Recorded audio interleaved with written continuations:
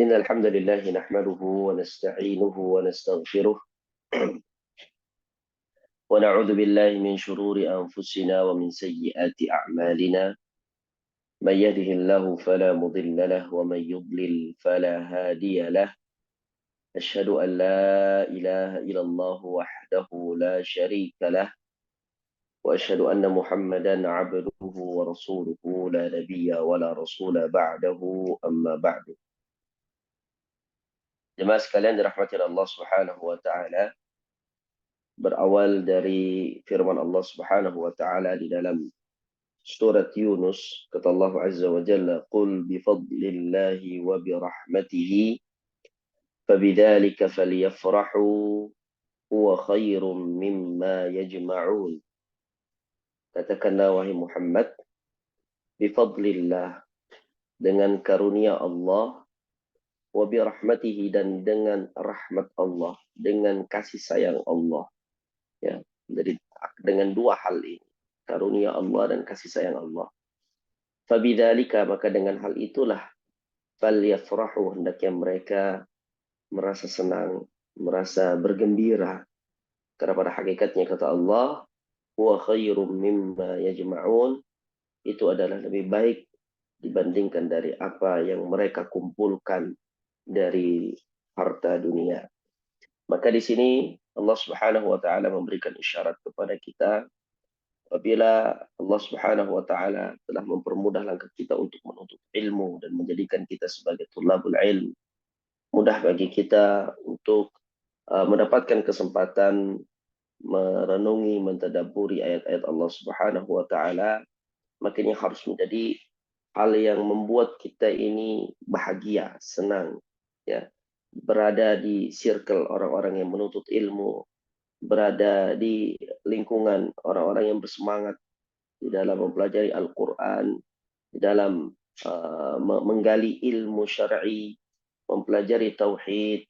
Inilah yang harus membuat kita itu senang, ya, lebih senang dibandingkan kita mendapatkan dunia, ya. Karena inilah yang akan menyelamatkan kita kelak dari berbagai fase-fase di akhirat. Baik, jemaah sekalian dirahmati Allah Subhanahu wa taala. Alhamdulillah, dengan atas izin Allah Subhanahu wa taala dan segala puji bagi Allah, kita telah menyelesaikan kitab tauhid dari jilid yang pertama sampai jilid yang ketiga. Di pertemuan yang singkat ini insyaallah kita akan coba mengulas walaupun tidak secara keseluruhan, tapi semoga apa yang kita ulas ini menjadi pengingat kembali, ya, tentang apa saja yang telah kita bahas dari kitab-kitab ini. Karena memang pembahasannya ini adalah pembahasan tentang tauhid. Dan tauhid itu tidak ada istilah kita bosan mengulang. Pelajaran tauhid ini adalah pelajaran yang harusnya terus, ya, terus dan terus untuk kita pelajari, kita perdengarkan ayat-ayatnya, kita baca ayat-ayatnya, kita kaji ayat-ayatnya, hadis-hadisnya, ya. Karena disitulah terdapat pertambahan iman, ya. Dan dengan iman itulah kita berharap kepada Allah Subhanahu wa taala, Allah Subhanahu wa taala ridho kepada kita, ya. Allah cinta kepada kita. Di kitab yang pertama, silahkan dibuka di daftar isi. Kitab pertama ini membahas beberapa bab, dan di sini tertera ada 5 bab, ya. Pembahasan pertama tentang pengantar studi akidah. Ini berisi tentang muqaddimah, ya, dari mana akidah itu diambil, ya, sumbernya, dan apa itu akidah, ya, apa itu pentingnya akidah, ya, pentingnya mempelajari akidah itu apa, gitu, ya. Lalu kemudian penyimpangan akidah itu seperti apa saja dan bagaimana cara penanggulangannya. Nah, ini menjadi muqaddimah. Kemudian di bab keduanya baru masuk ke inti pembahasan kitab, yaitu pembagian tauhid yang ketiga, pembagian tauhid yang tiga, dimulai dari tauhid rububiyah, bagaimana kita mengesahkan Allah Subhanahu wa taala dengan perbuatan-perbuatan Allah, dilanjut dengan tauhid uluhiyah, bagaimana kita mengesahkan Allah Subhanahu wa taala dengan perbuatan yang kita lakukan sebagai hambanya, Dan yang ketiga adalah pembahasan tauhid asma wa sifat, bagaimana kita mengesahkan Allah Subhanahu wa taala dalam nama dan sifat-sifatnya. Barulah kemudian ditutup dengan pembahasan al-wala wal bara. Di pembahasan awal di bab yang pertama tentang akidah, ya akidah berasal dari kata aqd. Aqd ini adalah pengikatan, ya. Ini secara bahasa. Jadi kalau dikatakan akidah, maknanya adalah pengikatan, ya. Secara syariat, akidah itu ya iman kepada Allah, iman kepada malaikatnya, iman kepada kitab-kitabnya, iman kepada para rasul, gitu ya. Iman kepada hari akhir, dan beriman kepada qada dan qadar, baik yang buruk. Nah, di dalam pembahasan ini juga dibahas tentang pembagian syariat, bahwa syariat itu ada dua, yaitu i'tiqadiyah dan amaliyah. Syariat i'tiqadiyah itu adalah apa yang ada di dalam hati kita, ya, dalam batin kita, amalan-amalan yang sifatnya kepercayaan, ya, amalan-amalan hati, dan ini adalah pokok agama.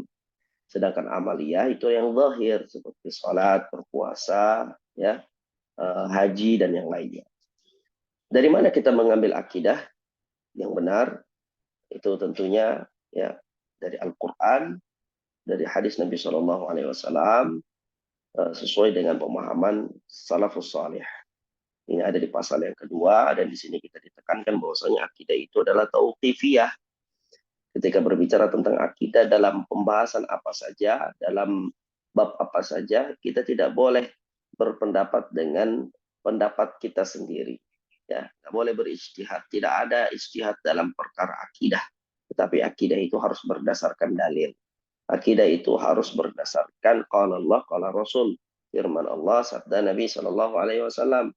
Dan akidah yang benar itu harus diambil dari para sahabat radhiyallahu taala anhum, sebagaimana yang Nabi Shallallahu alaihi wasallam sabdakan ketika ditanya tentang satu-satunya golongan yang akan selamat, firqan najiyah. Siapa mereka? Man kana ala mithli ma ana alaihi al-yawma wa ashabi. Mereka adalah orang-orang, ya, yang berada di atas ajaran yang sama dengan ajaranku pada hari ini, ya, dan ajaran para sahabat. Di antara bentuk penyimpangan akidah di pasal yang ketiga, ya, hal-hal yang menyebabkan seseorang itu menyimpang akidahnya, tauhidnya banyak, ya. Dan nomor satu adalah kebodohan, ya. Jadi bodoh itu, ketidaktahuan seseorang tentang akidah yang sahihah, ini menjadi hal yang sangat melandas, ya, sangat pokok sekali dalam kenapa seseorang itu dia tersesat di dalam akidahnya. Karena dia tidak belajar, karena dia tidak mau mendengar, karena dia tidak mau untuk berusaha mengetahui, dia tidak berusaha untuk mempelajari dan mengkaji. Dan yang kedua adalah ta'assub, fanatik dengan kelompok, ya, fanatik dengan keluarga, fanatik dengan tradisi dan yang lainnya. Yang ketiga adalah taklid buta, yang keempat gulu berlebihan dalam mencintai orang-orang yang saleh. Kemudian yang kelima adalah ghaflah, lalai terhadap perenungan ayat-ayat Allah, baik yang kauniyah maupun yang syariah, baik yang ada di alam semesta maupun apa yang ada di dalam mushaf Al-Quran. Ya, kita lalai. Ya, ini mungkin kaitannya dengan yang tadi kita bahas, ya, jarang mentadaburi Al-Quran. Orang yang jarang mentadaburi Al-Quran itu bisa menjadi penyebab yaitu menyimpang dalam akidahnya, menyimpang tentang tauhid asma sifatnya atau tauhid rububiyahnya, tauhid uluhiyahnya, ya. Jadi berarti mafhumul mukhalafahnya, semakin orang itu rajin, ya, dia merenungi ayat-ayat Al-Qur'an, dia merenungi ayat-ayat kauniyah, ya, maka dia akan lebih terjamin akidahnya. Kemudian yang keenam adalah, ya, keluarga atau lingkungan yang tidak mendukung. Karena Nabi Shallallahu alaihi wasallam bersabda, "Kullu mauludin yuladu 'alal fitrah, wa abawahu yuhawidanihi aw yunassiranihi aw yumajjisanihi." Setiap bayi itu dilahirkan di atas fitrah, maka kedua orang tuanya lah yang kemudian membuat dia menjadi Yahudi, Nasrani, dan Majusi. Berarti peran orang tua, peran sekolah, ya, ini sangat penting di dalam mendidik akidah dan tauhid seorang anak. Kemudian yang ketujuh, di antara hal yang menyebabkan penyimpangan ini, ya, disalahkan kepada media pendidikan dan media informasi yang tidak melaksanakan tugasnya, ya. Intinya pembahasan tentang tauhid ini sedikit sekali dibahas. Pembahasan tauhid ini sedikit sekali untuk diulang-ulang, ya, lebih kepada materi-materi yang bersifat hiburan, materi-materi yang bersifat ya sejenak begitu saja. Ya, pembahasan tauhid ini banyak yang lari darinya. Pembahasan akidah ini banyak yang kemudian jenuh, ya, sehingga tidak banyak yang membahas tentang tauhid. Nah, inilah yang diantara penyimpangan-penyimpangan tentang tauhid.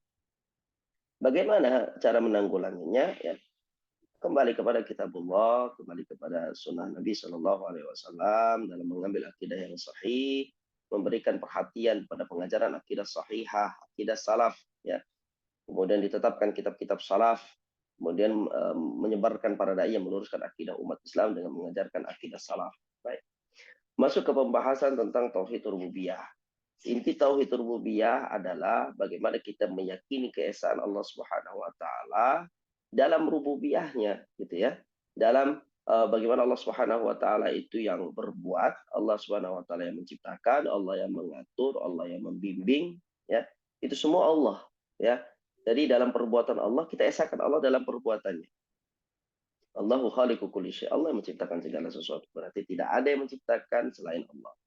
Ketika dikatakan bahwasanya Allah Subhanahu wa taala lah yang mematikan hambanya, berarti kita yakini Allah Subhanahu wa taala satu-satunya mematikan, tidak ada yang mematikan, ya. Ya, ada hewan buas pun bukan dia yang mematikan, tapi Allah Subhanahu wa taala yang mematikan dengan wasilah hewan buas misalnya, seperti itu, ya. Kita nisbatkan semua yang Allah Subhanahu wa taala perbuat kepada zatnya dan kita tauhidkan, kita esakan Allah Subhanahu wa taala. Jadi benar-benar yang menguasai alam semesta ini adalah Allah. Yang mengatur rotasi siang dan malam itu adalah Allah. Yang menghidupkan dan mematikan adalah Allah. Yang mengangkat dan menurunkan, ya, memuliakan dan menghinakan adalah Allah Subhanahu wa taala. Karena Allah adalah zat yang mengatur alam semesta. Jadi di sini ya kita mulai untuk jadi seseorang itu tidak bisa dia itu mentauhidkan Allah dalam tauhid rububiyah kalau dia tidak mengenal Allah itu, ya. Dia harus mengenal Allah, dia harus pelajari. Ya, dia harus kenali Rabb-nya yang dia sembah. Kemudian pengertian Ar-Rabb, ya, Rabb itu adalah dikatakan adalah nasya syai'a min halin ila halin tamam. Dari kata Rabba ya rubbu rabban, ya. Rabb itu adalah dikatakan mengembangkan sesuatu dari suatu keadaan pada keadaan lain sampai pada keadaan yang sempurna. Maksudnya memelihara, ya. Yang memelihara, yang menjaga, yang merawat itu secara bahasa, ya, dari kata Rabb. Berarti kalau dikatakan Rabbul Alamin atau Rabbil Alamin, berarti Rabb semesta alam. Itu zat yang memelihara alam semesta, zat yang mengayomi alam semesta, yang menjaga alam semesta, gitu ya. Qala rabbukum wa rabbu abaikumul awwalin. Baik. Kemudian pengertian Rabb menurut pandangan-pandangan umat-umat yang sesat. Ya. Rabb yang benar itu dengan pemahaman yang benar adalah zat yang menciptakan, memelihara, gitu ya, membimbing. Nah, orang yang akidahnya sesat, dia memiliki pengertian tersendiri tentang Rabb. Misal dibahas di sini adalah orang-orang yang menyembah, ya, batu, mereka menganggap dan memposisikan batu itu adalah Rabb, ya. Orang-orang yang menyembah orang-orang yang sudah mati di dalam kubur, gitu ya. Berarti mereka memposisikan orang-orang yang dalam kubur itu adalah Rabb. Dan ini semua adalah penyimpangan. Dan di sini dibahas, disanggah satu persatu, ya, sanggahan terhadap para penyembah berhala, sanggahan terhadap penyembah matahari, penyembah bulan, penyembah bintang, penyembah malaikat, penyembah Nabi Isa, ya, menuhankan Nabi Isa alaihissalam. Ini semua dibahas di dalam pembahasan ini. Sampai kepada pasal ketiga tentang alam semesta. Ya, alam semesta dan bagaimana ketundukan alam semesta kepada Allah. Jadi kalau kita lihat di sekitar kita, ibu sekalian, ya, kalau kita lihat ke atas, ke langit, ya, kita lihat ke bawah, ke bumi, ya, kita lihat hamparan bumi itu begitu luas. Semua yang ada di langit dan di bumi, dan di antara keduanya semuanya tunduk dan taat kepada Allah Subhanahu wa taala. Ya. Ini menjadikan keyakinan kita ini. Ketika kita meyakini bahwa semua tunduk sama Allah, ya, keyakinan dalam diri bahwa kita itu sangat butuh kepada Allah Subhanahu wa taala. Karena makhluk-makhluk yang lebih besar dibandingkan kita, seperti matahari misalnya, matahari itu besar, tapi tunduk sama Allah, ya. Berarti kita ini harus lebih, ya, membutuhkan Allah Subhanahu wa taala, kita harus lebih tunduk kepada Allah Subhanahu wa taala, kita kan akal, ya. bagaimana mereka ya patuh kepada qada dan qadar kehendak Allah Subhanahu wa taala. Ya, bagaimana dan itu juga menjadikan kita itu hanya memohon kepada Allah Subhanahu wa taala dalam berbagai kesempatan, dalam berbagai kondisi. Kemudian di pasal keempat membahas tentang bagaimana manhaj Al-Quran dalam menetapkan wujud dan keesaan Allah. Nah, ini dibahas secara terperinci bagaimana ya kita bisa menegaskan dan menetapkan Allah Subhanahu wa taala itu adalah zat yang Maha Esa. Allah itu ada. Ya, Allah itu Maha Esa. Wujudnya itu ada. Bagaimana kita tetapkan? Padahal tidak bisa dibayangkan ya, bahkan tidak boleh dibayangkan, tidak boleh digambar, tapi kita bisa tetapkan itu. Nah, di sini semua ada pembahasannya di dalam ayat-ayat Al-Quran dan ini ya sangat masuk sekali dalam logika. Ya, jadi kalau ada yang mengatakan Al-Quran itu tidak sesuai dengan logika, ini adalah perkataan yang salah. Al-Quran itu sesuai dengan logika. Hanya saja memang ya logika itu bukan segalanya. Ya, Al-Quran ya mengajarkan kepada kita bahwasanya wahyunya Allah Subhanahu wa taala, wahyu dari Allah, firman Allah Subhanahu wa taala sabda Nabi sallallahu alaihi wasallam itu harus di atas dari akal logika, ya. Kita menggunakan akal logika ini bukan untuk mengotak-ngatik dan merevisi apa yang ada di dalil, tapi kita gunakan logika ini hanya untuk mentadabburi. Maka dalam Al-Quran kan banyak sekali bahasa-bahasa yang Allah narasikan dengan afala ta'qilun, apakah kalian tidak berakal, apakah afala tatafakkarun, apakah kalian tidak berpikir gitu ya. Afala tadakkarun ya. Kenapa kalian tidak mengingat? Nah, ini adalah ya perintah Allah Subhanahu wa taala kepada kita untuk menggunakan akal logika kita dalam mentadabburi ayat-ayat Allah baik yang syariah maupun yang kauniyah. Di pasal yang kelima, bagaimana tauhid rububiyah itu mengharuskan adanya tauhid uluhiyah. Kalau kita menetapkan Allah itu satu-satunya menghidupkan, berarti ibadah kita harusnya kepada Allah, nggak boleh kepada yang lain. Ya, itu mengharuskan. Ya, apapun yang dibahas di dalam pembahasan tauhid rububiyah itu mengharuskan seorang hamba hanya beribadah kepada Allah Subhanahu Wa Taala semata. Selesai pembahasan tentang rububiyah, masuk ke pembahasan tauhid uluhiyah.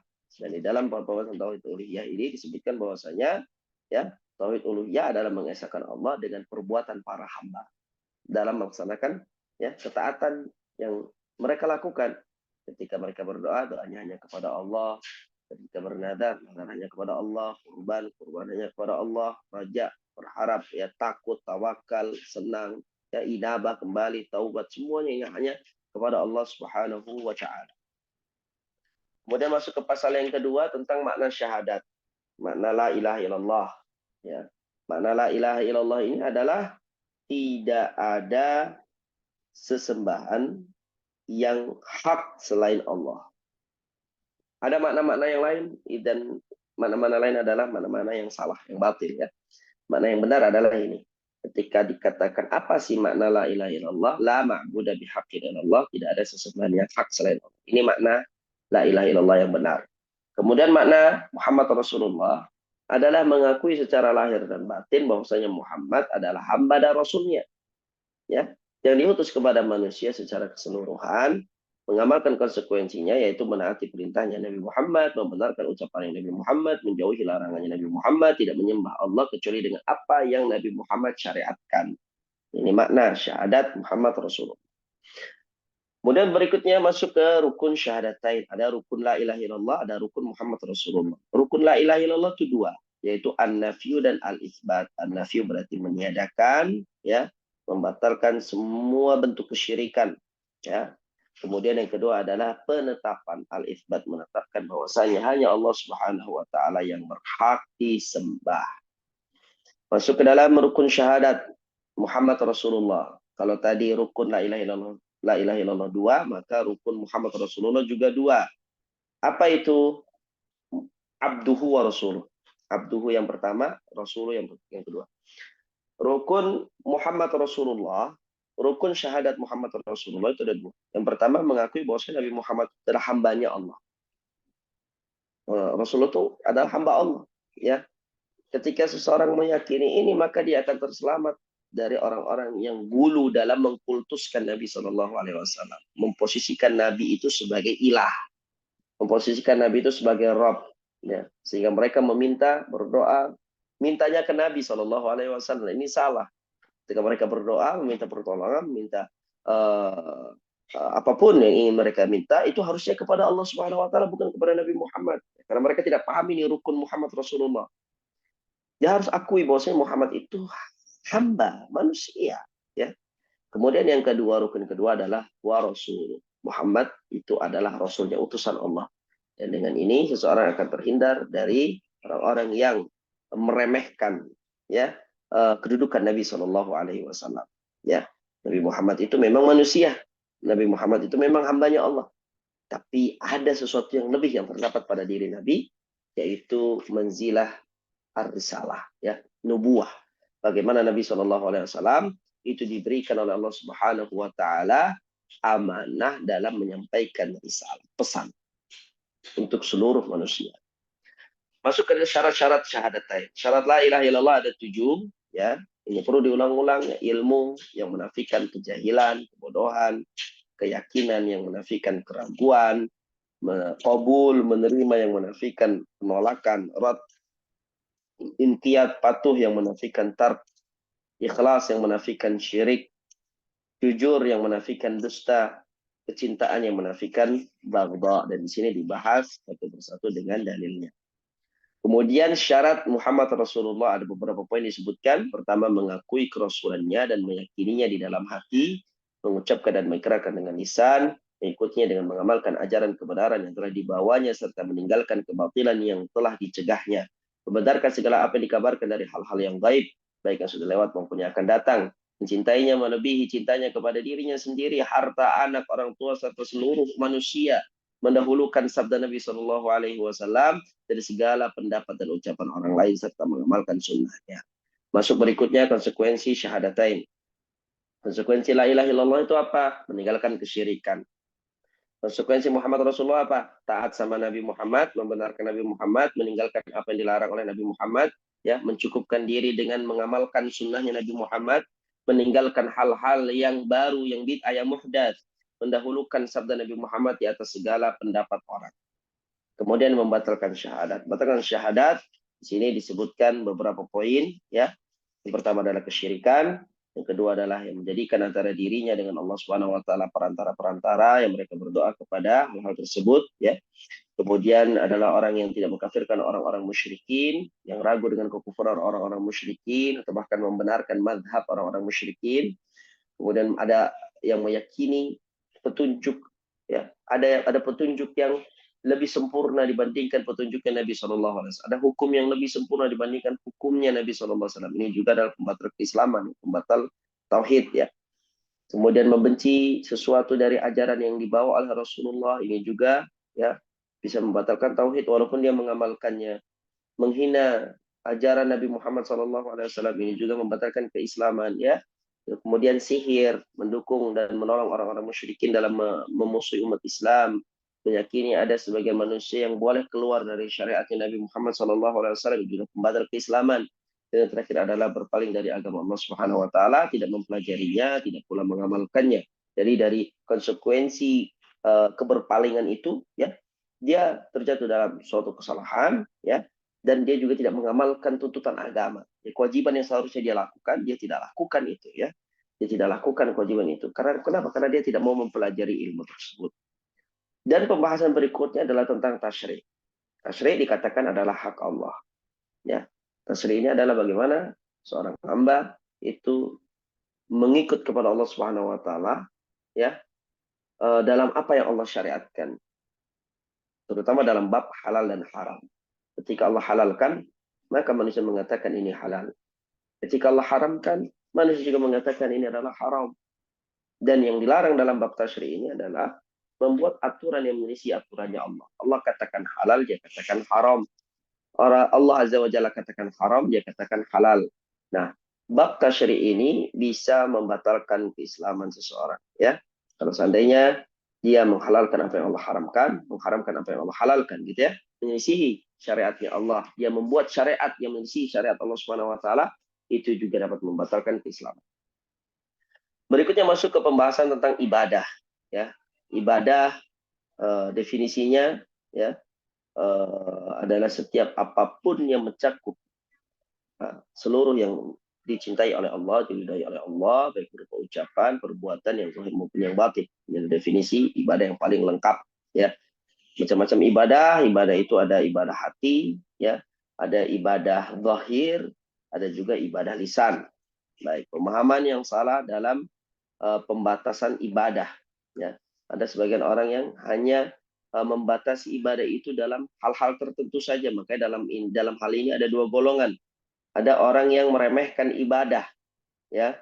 Mereka meniadakan berbagai macam ibadah dan hanya melaksanakan ibadah-ibadah yang terbatas pada syiar-syiar tertentu.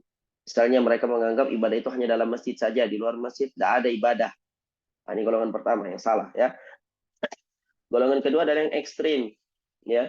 Mereka berlebih-lebihan dalam praktek ibadah sampai pada batas ekstrim. Yang sunnah diangkat menjadi sesuatu yang wajib, yang mubah mereka angkat menjadi haram, gitu ya. Nah, ini juga adalah sesuatu yang tidak dibenarkan. Dan ibadah itu perkara tauqifiyah, artinya tidak boleh untuk berijtihad, harus dengan dalil. Kita mau beribadah kepada Allah Subhanahu wa taala, harus ada tuntunannya dari Nabi Shallallahu alaihi wasallam.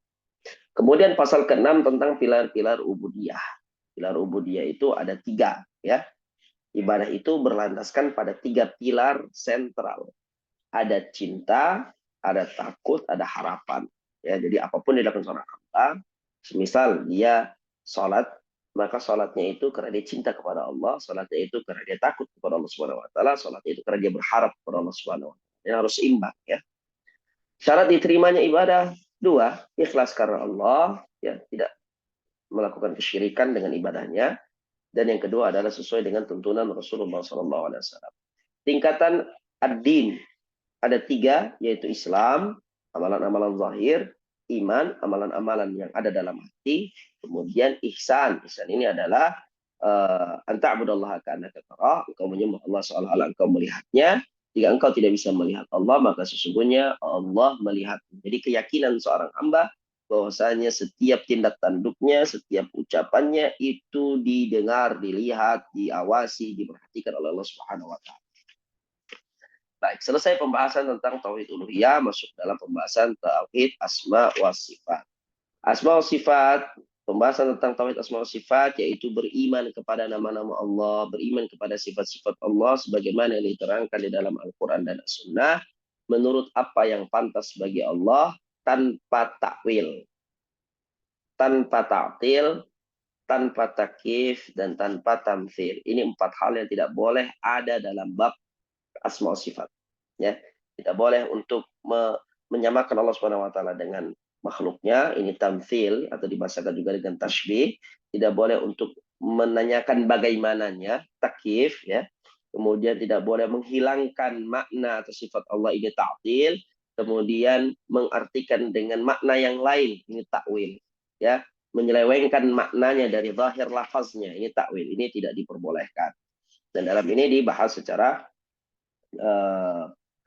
detail bagaimana manhaj para sahabat, para tabi'in dan tabi'ut tabi'in dalam hal asma wa sifat.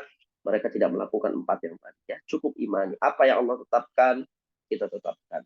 Allah katakan Allah punya sifat ini, kita tetapkan, ya, tanpa menyerupakan dengan makhluk dan tanpa menakwilkannya. Asmaul Husna, ya, dibahas tentang sini, tentang Asmaul Husna dan sifat kesempurnaan serta pendapat golongan sesat berikut bantahannya. Tentu ini tidak berdalil dengan firman Allah Subhanahu wa taala, walillahil asmaul husna fad'uuhu biha. Hanya milik Allah al-asmaul husna, maka mohonlah kepada Allah dengan nama-nama indah tersebut. Kemudian dibahas juga tentang kandungan-kandungan asma al-husna, ya. Di sini secara detail satu persatu dikatakan juga studi tentang sebagian sifat-sifat Allah, tentang sifat al-qudrah, bagaimana Allah Subhanahu wa taala itu memiliki sifat berkuasa, ya, dalil-dalilnya dibahas. Kemudian berkehendak, Allah Subhanahu wa taala itu punya kehendak, punya iradah, ini sifat Allah. Allah Subhanahu wa taala itu berilmu, gitu kan. Alimul ghaib wasyahadah di antara dalilnya, yang mengetahui yang gaib dan yang nyata. Di antara sifatnya adalah al-haya, hidup. Allah Subhanahu wa taala adalah zat yang maha hidup, ya. Kemudian as-sama' al-basar, sifat mendengar, sifat melihat, ini sifat dzatiyah ada pada Allah Subhanahu wa taala. Sifat kalam, bicara, Allah Subhanahu wa taala juga disifati dengan hal ini. Sifat istiwa 'alal arsy, bersemayam di atas arsy. kemudian sifat ulu tinggi, fauqiyah di atas, ya, ma'iyah kebersamaan dengan makhluknya, bukan pada zatnya, tapi pengawasannya gitu ya. Karena kalau ada yang berkeyakinan Allah Subhanahu wa taala bersama hambanya secara zat, maka ini adalah madhab hululiyah, ya, orang yang sesat, yang kufur, ya, akidah yang menyamakan Allah Subhanahu wa taala dengan makhluk, ya, akidah yang sesat. Tapi maksudnya maya di sini adalah, ya, bagaimana Allah Subhanahu wa taala menjelaskan bahwasanya pendengaran Allah bersama kita, penglihatan Allah bersama kita, ya, pertolongan Allah bersama kita, seperti itu. Al-hub dan ar-ridha, cinta dan ridha. Allah Subhanahu wa taala juga punya sifat murka, Allah Subhanahu wa taala juga punya sifat benci, kemudian sifat al-maji, datang, sifat al-farah, gembira, ya. Kemudian dibahas tentang pendapat-pendapat golongan sesat tentang sifat-sifat ini beserta bantahannya. Ini banyak sekali pembahasan yang sempat kita bahas, ya. Kita tinggal di murajaah insyaallah tabaraka wa taala. Apa manfaat kita mempelajari tauhid asma wa sifat baik untuk diri kita sendiri maupun masyarakat? Di sini dibahas, ya, tentang pengaruhnya jika kita bermuamalah dengan Allah, ya. Jika seseorang mengetahui asma wa sifatnya, maka dia akan mengetahui arti dan maksud dari syariat itu secara benar, ya. Ya, dia akan memperkenalkan, karena hal itu semua dengan mempelajari asma sifat akan memperkenalkan seorang hamba itu pada Allah Subhanahu wa taala. Dia akan tahu betapa agungnya zat yang tiap hari dia sujud gitu ya kepadanya. Dia akan tunduk dan khusyuk kepada Allah Subhanahu wa taala. Dia hanya akan takut kepada Allah. Juga mengetahui bahwasanya Allah itu dahsyat adabnya. Allah bisa murka, Allah maha kuat, Allah maha perkasa, Allah maha mampu melakukan apapun yang Allah kehendaki gitu ya. Kemudian jika dia mengetahui Allah itu maha pengampun, maha penyayang, maha kaya, maha mulia, ya, maka dia hanya akan membawanya kepada taubat, kepada istighfar, ya, kepada bersangka baik kepada Allah, ya. Ini diantara hal-hal yang buah dari tarbiyat tauhid asma wa sifat pada individu. Pada apa namanya? Pada masyarakat, ya, berpengaruh asma wa sifat pada masyarakat, ya. Maka tidak akan ada kezaliman, ya, tidak akan ada seseorang yang menzalimi orang lain, yang merusak, mengkhianat. Dia akan bersifat adil, dia akan bersifat objektif kepada diri sendiri, bergaul dengan akhlak yang baik. Ini antara buah tauhid mempelajari tauhid asma wa sifat. Buah berikutnya adalah al-wala wal bara. Pembahasan tentang al-wala wal bara, definisinya apa, ya? Al-wala itu adalah loyalitas, cintaan. Kemudian bara itu adalah memutus, memotong, ya, berlepas diri. Bagaimana kedudukan dalam Islam disebutkan ayat-ayatnya tentang kisah Nabi Ibrahim alaihissalam, ya. Kemudian disebutkan hadis-hadis Nabi Shallallahu Alaihi Wasallam, bagaimana pentingnya al-wala wal bara. Kemudian dijelaskan juga perbedaan antara mudahana dan mudarah, ya. Mudahana dan mudarah, ya, ini sesuatu yang berbeda. Mudahana diharamkan, sedangkan mudarah itu disyariatkan. Jadi tidak bisa disamakan antara mudahana dengan mudarah. Baik, kemudian, ya, dibahas tentang bagaimana merayakan hari raya orang-orang kafir, ya, berbelasungkawa kepada mereka, menyayangi dan memusuhi para ahli maksiat, ya, bagaimana wala kita kepada orang mukmin yang bermaksiat, ya. Kemudian hari-hari duka, pesta walimah, hari bahagia orang-orang kufar, meminta bantuan pada orang-orang kafir dalam bidang bisnis, pekerjaan, dalam urusan perang, ya. Kemudian diantara adalah mengutamakan tinggal dan bekerja di negara kafir, ya. Apa hukumnya, ya, ini semua dijelaskan secara terperinci. Wallahu taala alam. Baik, itu kurang lebih yang ada di jilid yang pertama. Kita masuk ke jilid yang kedua. Jilid yang kedua ini membahas tentang rukun iman yang 6, ya. Makanya di daftar isi kita dapatkan pembahasan tentang iman, ya, maknanya apa, iman itu apa sih, ya, hakikatnya bagaimana, rukun-rukunnya seperti apa saja yang membatalkan. Nah, ini berarti masuk ke pembahasan yang ada di jilid pertama, tapi lebih luas pembahasannya. Kemudian hukum pelaku dosa besar, dosa kecil bagaimana, apa dampak maksiat terhadap iman, gitu ya. Kemudian iman kepada yang gaib. Nah, masuk ke pembahasan baru, ya, iman kepada Allah, iman kepada malaikat, iman kepada kitab-kitab Allah, iman kepada para rasul, iman kepada hari akhir, iman kepada qada dan qadar. Baru terakhir adalah pengaruh iman dalam kehidupan pribadi dan jamaah. Jadi dengan mengetahui pembahasan secara umum, kita tahu kemana kita akan merujuk ketika suatu saat kita menemui suatu permasalahan. Ada suatu pembahasan, seakan kita ini pernah membahas ini. Jadi dengan murajaah ini kita tahu, oh nanti saya harus buka kitab jilid yang pertama gitu ya. Kita ke jilid yang kedua, saya harus buka jilid yang ketiga di halaman sekian. Baik, pembahasan tentang iman, makna iman, definisi iman. Iman itu adalah membenarkan dengan hati, mengikrarkan dengan lisan, mengamalkan dengan anggota badan, ya. Dalil-dalilnya disebutkan semua ya tentang hal ini. Kemudian hakikat iman, iman itu bagaimana sih hakikatnya, ya? Apa pengaruhnya? Di sini dibahas juga. Kemudian tentang Islam dan iman, apa itu perbedaannya antara Islam dan iman, ini juga dibahas di sini. Kemudian tentang rukun-rukun iman, ya, rukun iman itu ada sekian yang dibahas, ada 6, kemudian cabang-cabangnya apa saja, ini juga disebutkan. Lalu membahas tentang hal-hal yang membatalkan keimanan. Nah, ini diantaranya adalah poin-poin yang tadi kita bahas ya sedikit di jilid yang pertama tadi kita sebutkan. Lalu kemudian masuk ke tentang dosa, dosa besar, kabirah. Apa perbedaan kabirah dengan saghirah? Ya, apa perbedaan dosa besar dan dosa kecil? Ya, ini juga dibahas ya. Lalu bagaimana pelaku dosa kecil itu? Ya, apakah ada hadnya atau tidak di dunia? Ya, apakah dia dirajam atau tidak? Ya. Kemudian mazhab Ahlussunnah tentang pelaku dosa besar, apakah mereka itu kafir? Ya, apakah pelaku dosa besar itu dia kekal di dalam neraka atau tidak? Ya, ini semua dibahas di dalam pembahasan ini. Kemudian bagaimana dampak maksiat terhadap keimanan? Nah, ini juga ada pembahasan. Lalu masuk kepada iman kepada yang gaib. Ada pembahasan tentang bagaimana pengertian dan pengaruhnya dalam akidah seorang muslim. Gaib. Pengaruh iman kepada yang gaib dalam akidah seorang muslim. Ya, ya harus jadi dengan iman kepada gaib itu punya pengaruh yang besar. Ya, dia akhirnya ikhlas beramal.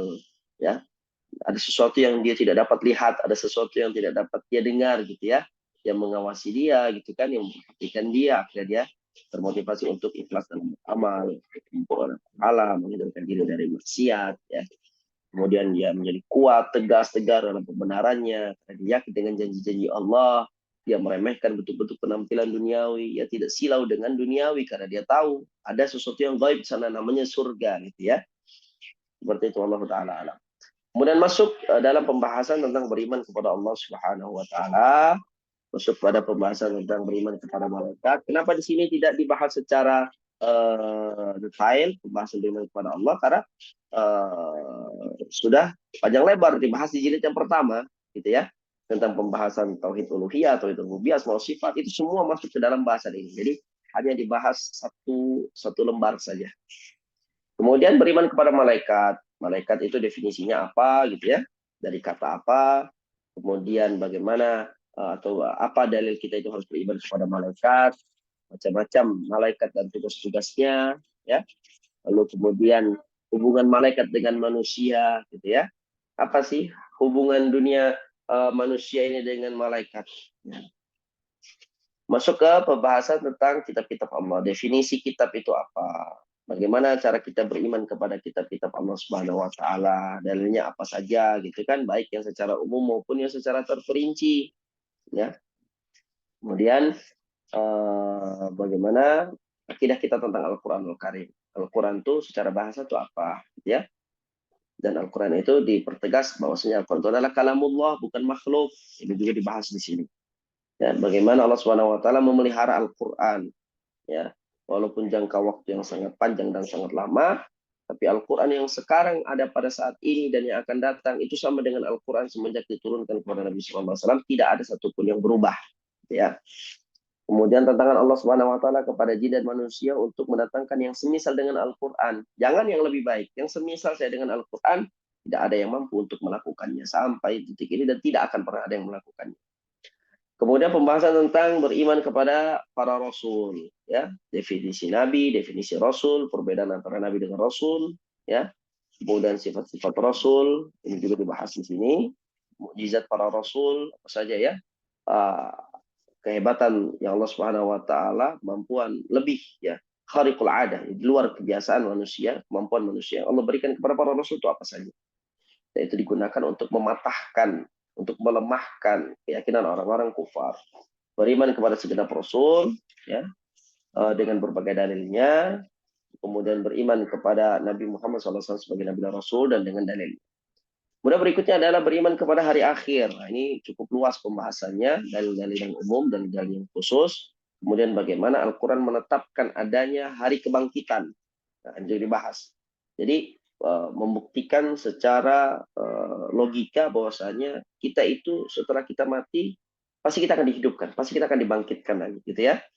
Nah, ini dengan pembahasan-pembahasan dalil-dalil yang ada, ya. Ada beberapa metode di sini. Ada 4 metode yang dibawakan oleh al-muallif tentang bagaimana kita ini bisa menguatkan keyakinan kita dan menguatkan orang lain akan suatu hal, yaitu setelah kita mati pasti kita akan dibangkitkan. Kemudian ada pembahasan tentang apa yang terjadi setelah kematian, ya. Ada alam kubur, ada nikmat kubur, ada siksa kubur, gitu ya. Kemudian masuk kiamat, tanda-tanda kiamat. Ini semua masuk dalam beriman kepada hari akhir, ya. Kemudian dalil-dalilnya, tanda-tanda kiamat ada yang sugro, ada yang kubro, gitu ya. Lalu al-ba'ats, kebangkitan dan padang mahsyar, bagaimana orang itu dikumpulkan, dimintakan pertanggungjawabannya di hadapan Allah Subhanahu wa taala, ada penyodoran kitab, ada yang namanya penghitungan amal, ya. Ini semua masuk dalam pembahasan ini. Lalu kemudian ada haud, telaga, ada mizan, ada timbangan, ya, ada sirat, ada jalan, ya. Bagaimana seorang muslim itu melewati sirat, apakah dengan cepat atau dengan tertatih-tatih, itu semua ada pembahasannya. Lalu kemudian ada pembahasan tentang syafaat, ya, bagaimana pertolongan itu diberikan, ya. Dan pembagian-pembagian syafaat secara lengkap dibahas di sini. Ada 8 macam syafaat. Kemudian di akhir pembahasan tentang iman adalah iman kepada qada dan qadar, ya. Iman kepada qada dan qadar, definisinya seperti apa, ya. Kemudian dalil-dalilnya apa saja, ya. Tingkatan-tingkatan beriman kepada takdir. Yang pertama, iman kepada ilmunya Allah, ya. Jadi dalam tingkatan takdir itu ada 4 tingkat. Yang pertama, ilmunya Allah. Kita yakin Allah Subhanahu wa taala tahu, ya, dan Maha tahu akan hal itu. Kemudian mengimani bahwasanya Allah Subhanahu wa taala menulis. Itu sudah ditulis sama Allah. Allah sudah tahu dan Allah sudah tulis, gitu ya. Tingkatan yang pertama Allah tahu, yang kedua Allah tulis. Dan yang ketiga adalah Allah Subhanahu wa taala telah berkehendak itu terjadi, gitu ya. Allah mengetahui, Allah menulis, Allah berkehendak itu terjadi. Dan yang keempat adalah meyakini bahwa Allah yang menciptakannya, ya. Allah yang mengetahui hal tersebut, kemudian Allah tulis, Allah kehendaki dia ada, dia tercipta, dan Allah ciptakan. Yang terakhir itu baru, ya, Allah ciptakan. Macam-macam takdir, ada takdir umum, azali, takdir umuri, ya. Takdir yang kedua, takdir yang ketiga, takdir sanawi, dan takdir yaumi, takdir harian. Nah, kemudian dibahas juga tentang mazhab salaf tentang qada dan qadar. Lalu apakah boleh kita berdalil dengan qada dan qadar untuk melakukan kemaksiatan? Nah, ini juga dibahas di sini, ya. Intinya tidak boleh kita berdalil dengan qada dan qadar dari kemaksiatan yang kita lakukan. Baik, kemudian pengaruh iman dalam jamaah, ya, dalam kehidupan pribadi maupun jamaah. Ini kurang lebih apa yang ada dalam jilid yang kedua. Yang terakhir kita masuk ke jilid yang ketiga. Silahkan dibuka di daftar isi. Jilid ketiga ini membahas tentang definisi-definisi, pembagian-pembagian, contoh-contoh yang ada pada penyimpangan, ya, akidah. Ini juga sebagai pelengkap dari jilid yang pertama. Kalau di jilid pertama kan tadi dibahas, ya, akidah yang sahih itu seperti apa, akidah yang menyimpang itu seperti apa, penyebabnya apa. Nah, kalau di sini definisi-definisinya lebih dijabarkan. Jadi ada pembahasan tentang apa itu syirik, ya, definisinya apa, jenisnya apa saja, besar kecil, contohnya masing-masing. Kemudian kekufuran, definisi jenisnya, kufur besar, kufur kecil, nifak, i'tiqadi, nifak amali, kemudian tentang hakikat jahiliyah, apa itu jahiliyah, apa itu kefasikan, apa itu kesesatan, apa itu riddah. Di bab yang kedua, ini kembali membahas tentang hal-hal yang dapat membatalkan tauhid seseorang.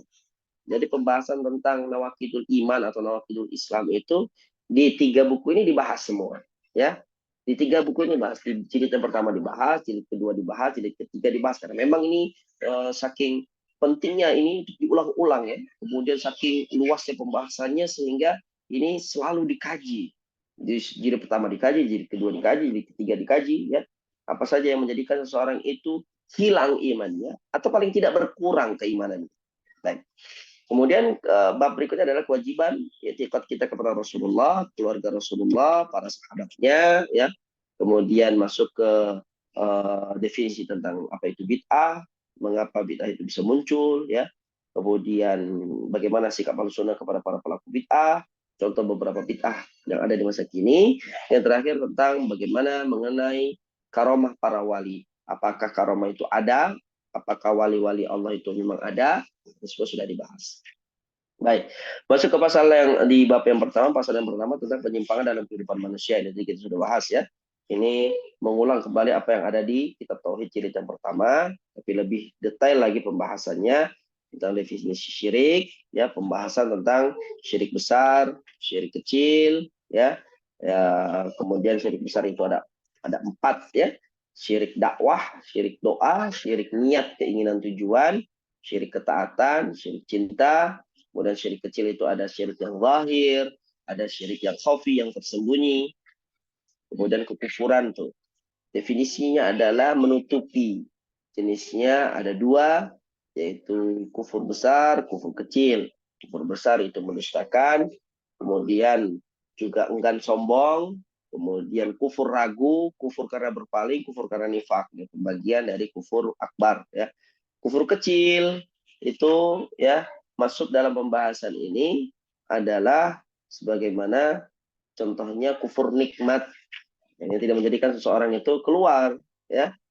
Nah, kemudian juga bersumpah dengan nama selain Allah Subhanahu wa taala ya, membunuh seorang muslim.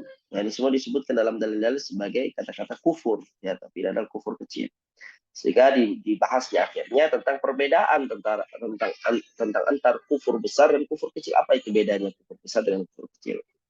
Masuk ke pasal keempat tentang nifak. Definisi nifak itu apa? Jenis-jenisnya ada 2, ada i'tiqad, ada amali, ya, keyakinan dan perbuatan. Kemudian perbedaan di antara keduanya apa saja. Kemudian jahiliyah itu ada 2, ada jahiliyah ammah, ada jahiliyah khassah. Jahiliyah yang terjadi sebelum diutusnya Rasulullah, kemudian jahiliyah yang terjadi di sebagian negara, sebagian daerah, sebagian orang. Ya, kefasikan itu ada 2, definisinya juga disebutkan. Kefasikan yang membuat seseorang itu keluar dari agama, kefasikan yang tidak menjadikan seseorang itu kafir, ya. Kemudian kesesatan, kemudian masuk ke riddah. Pembahasan tentang riddah, riddah itu ada 4 macam disebutkan di sini ya, ucapan, perbuatan, i'tiqad, keraguan. Konsekuensi riddah itu apa saja, itu dibahas dari sini. Kemudian masuk ke bab kedua tentang ucapan dan perbuatan yang menghilangkan tauhid dan menguranginya. Ini dibahas secara detail tentang mengaku mengetahui ilmu gaib ya. Nah, ini banyak yang terjatuh dalam bab-bab yang seperti ini ya. Dukun, paranormal, ya, orang-orang yang mengaku dia tahu gaib ya. Kemudian ditakkit lagi di pasal berikutnya tentang sihir, perdukunan dan ramalan. Ini juga dibahas ya secara detail. Kemudian mempersembahkan kurban, bernazar, hadiah untuk tempat-tempat yang diziarahi ya, serta mengagungkan tempat-tempat tersebut. Nah, ini juga ada antara hal yang dapat berpengaruh kepada keimanan seseorang. Mengagungkan berhala-berhala ya, mengagungkan kuburan-kuburan, mengolok-olok agama dan melecehkan kehormatan agama, ya, memutuskan hukum dengan selain apa yang Allah turunkan, ya, bagaimana hukumnya secara tafsirnya dijelaskan juga di sini. Mengaku memiliki hak untuk membuat syariat, dia mengaku dia memiliki hak untuk menghalalkan dan mengharamkan. Ya, ini juga masuk dalam pembahasan ini yang bisa menghilangkan tauhidnya. Bagaimana seorang itu bergabung dengan mazhab-mazhab ateis, ilhad, kelompok-kelompok jahiliyah. Nah, ini juga dibahas ya, semuanya dibahas secara detail. Pandangan materialistis terhadap kehidupan dan bahaya-bahayanya. Baik, ruqyah dan tamimah. Ya, ruqyah yang terlepas dari unsur syirik dan ruqyah yang tidak terlepas dari unsur syirik. Kemudian hukum tamimah. Tamimah dari Al-Quran itu hukumnya apa? Tamimah selain Al-Quran itu hukumnya apa? Ya, jimat ya. Ini semua sudah dibahas dalam pembahasan yang lalu. Bersumpah dengan nama selain Allah, bertawasul dan meminta pertolongan kepada selain Allah. Ini juga di antara hal yang dapat, ya, di antara hal yang termasuk ucapan dan perbuatan penghilang tauhid. Tawasul yang diperbolehkan ada apa saja, ya. Tawasul yang tidak diperbolehkan ada apa saja, di sini juga disebutkan. Hukum meminta pertolongan, bantuan pada makhluk juga disebutkan secara detail. Walillahil hamdu wal minna. Selesai pembahasan tentang keimanan, masuk ke dalam i'tiqad kepada Rasulullah, keluarga, ahli bait dan sahabatnya. Bagaimana kewajiban kita mencintai Rasulullah Shallallahu Alaihi Wasallam, ya, larangan untuk hulu berlebih-lebihan dalam memuji Nabi Shallallahu Alaihi Wasallam, kewajiban menaati dan meneladani Nabi Shallallahu Alaihi Wasallam, anjuran untuk bersalawat kepada Nabi Shallallahu Alaihi Wasallam. Nah, selesai, masuk ke ahlul bait, ya, keluarga Nabi Shallallahu Alaihi Wasallam. Ini juga tidak boleh asal-asalan. Keyakinan ini tidak boleh asal-asalan dan tidak boleh berlebih-lebihan. Kemudian masuk ke sahabat. Siapa yang dimaksud dengan sahabat Nabi Shallallahu Alaihi Wasallam? Bagaimana akidah kita kepada para sahabat? Apalagi ada peperangan di antara mereka. Ini juga sudah dibahas, ya, fitnah yang terjadi antara para sahabat. Kemudian ada larangan mencaci sahabat dan para imam. Ya, tidak boleh mencaci, bukan hanya para sahabat, ini juga di sini juga dibahas tentang imam, para imam. Nggak boleh kita itu mencela Imam Syafi'i, nggak boleh mencela Imam Ahmad, nggak boleh kita itu mencela Imam Malik bin Anas, para a'immah di agama ini tidak boleh. Masuk ke bab berikutnya adalah bab bid'ah. Pengertian bid'ah, ya, macam-macam bid'ah, hukum bid'ah dalam agama, ya. Kemudian ada syubhat di sini seperti asar Umar bin Ni'mati bid'atu hadhihi, bagaimana bantahannya juga dibahas. Kemudian waktu timbulnya bid'ah, ya, tempat timbulnya bid'ah, penyebab timbulnya bid'ah. Ini, ya, dibahas semua, ya, ketidaktahuan terhadap hukum agama, mengikuti hawa nafsu, fanatisme kepada kelompok dan tokoh, meniru-niru orang kafir. Lalu bagaimana sikap ahlu sunnah jamaah terhadap para pelaku bid'ah? Nah, di sini, ya, sudah dibahas semuanya secara detail. Walhamdulillah. Kemudian beberapa contoh pembahasan tentang bid'ah masa kini yang juga sudah kita bahas. Dan yang terakhir adalah pembahasan tentang mazhab salaf mengenai karamah para wali, karakteristik ahlu sunnah jamaah, akhlak dan budi pekerti ahlu sunnah wal jamaah. Jamaah menetapkan karamah itu ada, gitu, ya. Dan para wali Allah itu ada, gitu, ya. Karamah itu bukan hal-hal khurafat, bukan, ya. Tapi yang berhak untuk mendapatkan karamah itu hanya wali Allah, bukan wali syaitan. Dan harus kita tahu juga bahwasanya ada wali Allah, ada wali syaitan. Jangan sampai kita menamakan wali syaitan itu dengan penamaan wali Allah. Karakteristik ahlu sunnah jamaah, apa yang mereka lakukan, ya, akhlaknya, budi pekertinya, ya. Ini juga sebagai pelengkap pembekalan seorang muslim yang telah mempelajari berbagai macam pembahasan di dalam bab akidah, iman, ya, dan tauhid. Walillahi alhamdu wal minnah. Alhamdulillah kita sudah selesai membahas semuanya. Semoga apa yang kita bahas di 3 buku ini menjadi amal jariah bagi kita, ya. Tentunya apa yang kita bahas itu jangan sampai menjadi terstopkan di situ saja, tapi ini harus terlahirkan, muncul dari dalam diri kita, dalam bentuk amalan kita, ucapan kita, dakwahkan kepada orang-orang yang ada di sekitar kita, orang-orang yang berada di lingkup keluarga kita, orang-orang yang berada di lingkup pertemanan kita, dakwahkan tauhid, bagaimana dia lebih dekat mengenal Allah Subhanahu wa taala. Karena hanya dengan ilmu tauhid inilah seseorang itu akan takut kepada Allah. Bukan dengan ilmu sirah, bukan dengan ilmu akhlak, ya, bukan. Tapi dengan ilmu tauhid, dikenalkan dengan Rabb-nya. Bagaimana dia itu mengetahui bahwasanya dia akan didengar setiap ucapannya, akan diawasi setiap gerak-geriknya, tindak tanduknya, sikapnya, ya. Apa yang dia lakukan di dunia ini itu tidak lepas dari pandangan Allah Subhanahu wa taala dan pengawasan dari Allah Azza wa Jalla. Baik, itu yang mungkin dapat kita sampaikan pada pertemuan kali ini.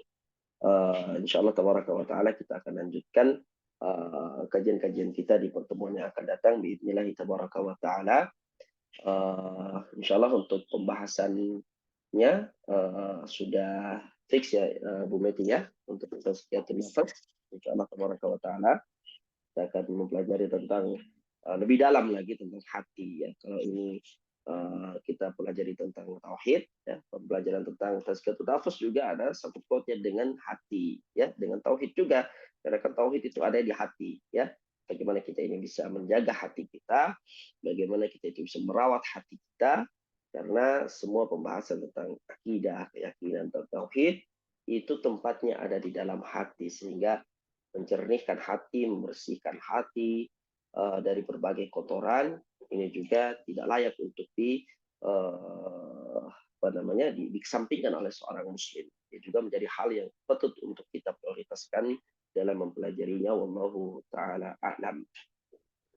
Baik, mungkin itu yang dapat kita bahas. Waktunya juga sudah habis. Kita tutup Bu Meti atau bagaimana? Jamaah ibu-ibu yang lain. Ibu-ibu di Balikpapan, ibu-ibu semua, apakah ada yang mau ditanyain sedikit sama Ustadz? Apa waktunya sudah masuk di Balikpapan? Butik, Bu Mufatir sama Bu Ita, sudah masuk waktu asar kah? Azan. Hampir azan, Bu. Udah Hampir. azan tempat saya, Bu Met. Udah ya. Sudah azan tempat saya. Iya, Oh, sudah. Ya, sudah kalau gitu. Alhamdulillah. Nanti kita lanjutin di lain waktu aja ya. Insya Allah seperti itu. Ditutup aja Ustadz kalau begitu. Baik, insyaallah. Subhanakallahumma wa bihamdika asyhadu an la ilaha illa anta astaghfiruka wa atubu ilaik.